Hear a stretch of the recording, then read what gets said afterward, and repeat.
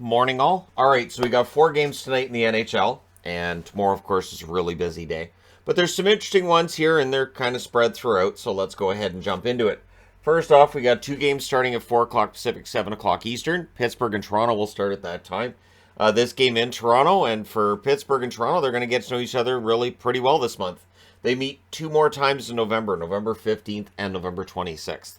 Now, of course, last year, early in the season, Pittsburgh went in and laid a drubbing on Toronto, which was a game that kind of woke Toronto up, and they got better after that. I don't expect a drubbing tonight, but for Pittsburgh, they're trying to get back to 500. They're 5-6-2 on the season. Zucker, 3 goals, 6 assists, 9 points. He's been playing well lately. Malkin's very consistent, point per game, 5 goals, 8 assists, 13 points.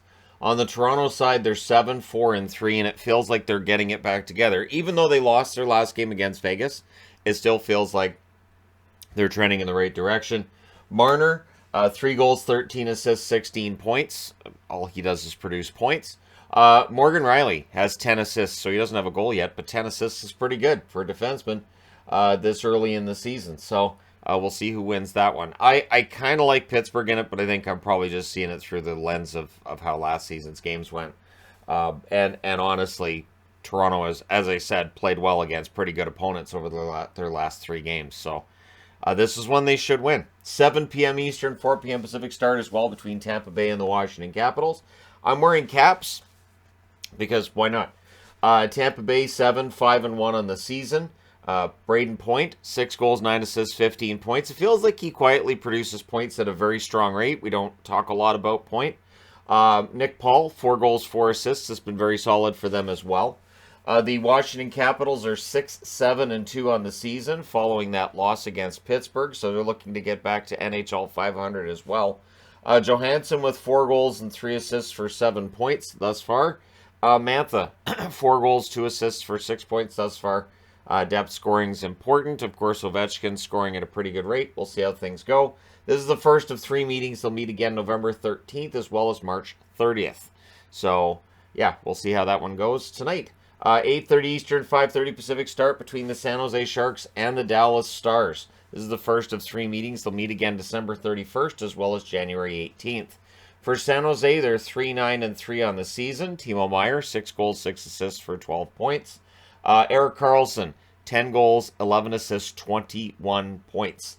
So, yeah, that's a pretty good start to the season, and we'll see how Karlsson does tonight. He did get on the board last night against St. Louis as well. Not a goal, but with an assist. On the Dallas side, they're 8-4-1. They're coming off their loss against the Winnipeg Jets. Robertson, 9 goals, 10 assists, 19 points. That's not too shabby. I'm really glad they got him signed. Johnston has been pretty good as a rookie. 4 goals, 1 assist, 5 points. And so, yeah, we'll see how things go for Dallas tonight in this one. San Jose, of course, it's a back-to-back. Dallas should win this game, but San Jose can be unpredictable. And then at 10 o'clock Eastern, 7 o'clock Pacific, the Minnesota Wild in against Seattle. On November 3rd, of course, Minnesota at home lost to Seattle 4-0, so Minnesota's going to look to exact some measure of revenge tonight. Their third and final meeting will be on March 27th. For the Minnesota Wild, they're 6-6-1. Kaprizov, 10 goals, 5 assists, 15 points. Yeah, kid's a superstar. Marco Rossi has had his struggles. He just has the 1 assist in 12 games. He's been all around the net, though. So for Rossi, it's just a matter of getting, I think, 1 goal, and then it'll just start to go from there.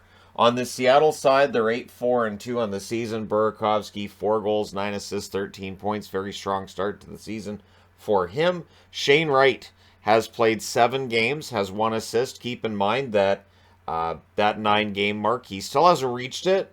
I think that's part of the reason why he's been a healthy scratch as well. I think they're trying to assess how best to deal with what would work best for his development. And so they hold him out of the lineup here and there. And a couple games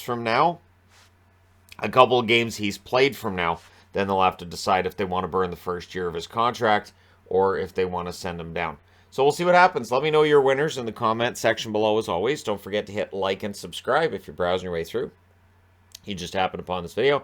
Thank you guys so much for watching, for all your support. I will talk to you again soon.